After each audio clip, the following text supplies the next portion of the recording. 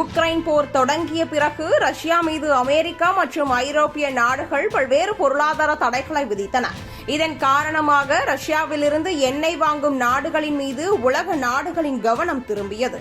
இந்த சூழ்நிலையில் இந்தியா தனது தேசிய நலன் மற்றும் மக்களின் தேவைகளை முன்னிலைப்படுத்தி ரஷ்யாவிடமிருந்து கச்சா எண்ணெயை வாங்கி வந்தது.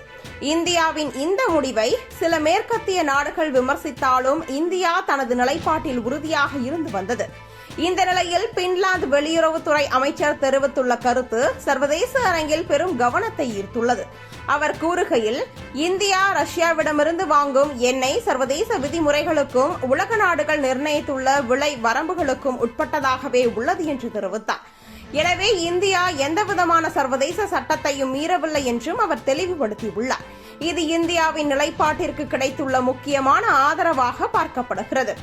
உலகின் பல நாடுகள் இன்று தங்களது பொருளாதார நலன்களை கருத்தில் கொண்டு முடிவுகளை எடுத்து வருகின்றன. அதேபோல இந்தியாவும் தனது 140 கோடிக்கும் அதிகமான மக்களின் எரிசக்தி தேவையை பூர்த்தி செய்ய வேண்டிய பொறுப்பை கொண்டுள்ளது. நாட்டில் எரிபொருள் விலை அதிகரிக்காமல் இருக்கவும் பொருளாதார வளர்ச்சி பாதிக்கப்படாமல் இருக்கவும் இந்தியா மலிவான விலையில் கிடைத்த ரஷ்ய எண்ணெயை வாங்கியது. இதன் மூலம் நாட்டின் பொருளாதாரத்தையும் மக்களின் அன்றாட வாழ்க்கையையும் பாதுகாக்க இந்தியா முயற்சி செய்து வருகிறது. உக்ரைன் போர் தொடங்கியதிலிருந்து இந்தியா எந்தவொரு தரப்பையும் முழுமையாக ஆதரிக்காமல் சமநிலையான வெளியுறவு கொள்கையை கடைபிடித்து வருகிறது. ஒரு பக்கம் அமெரிக்கா, ஐரோப்பிய நாடுகள் போன்ற மேற்கத்திய நாடுகளுடன் நல்லுறவை பேணிக்கொண்டே மற்றொரு பக்கம் ரஷ்யாவுடனும் தனது பாரம்பரிய நட்புறவை தொடர்கிறது. இந்த அணுகுமுறையே இந்தியாவின் சுயாதீனமான வெளியுறவு கொள்கைக்கு உலக அரங்கில் தனி மரியாதையை ஏற்படுத்தியுள்ளது.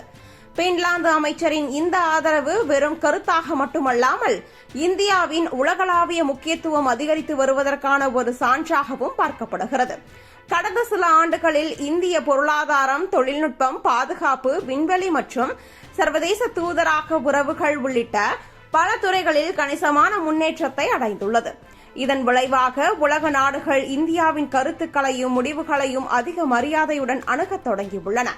மொத்தத்தில் இந்தியாவின் செல்வாக்கு உலக அளவில் நாளுக்கு நாள் உயர்ந்து வருவதையும் உலக அரசியலில் இந்தியா ஒரு முக்கிய சக்தியாக உருவெடுத்து வருவதையும் இந்த நிகழ்வு மீண்டும் ஒருமுறை வெளிப்படுத்தியுள்ளது.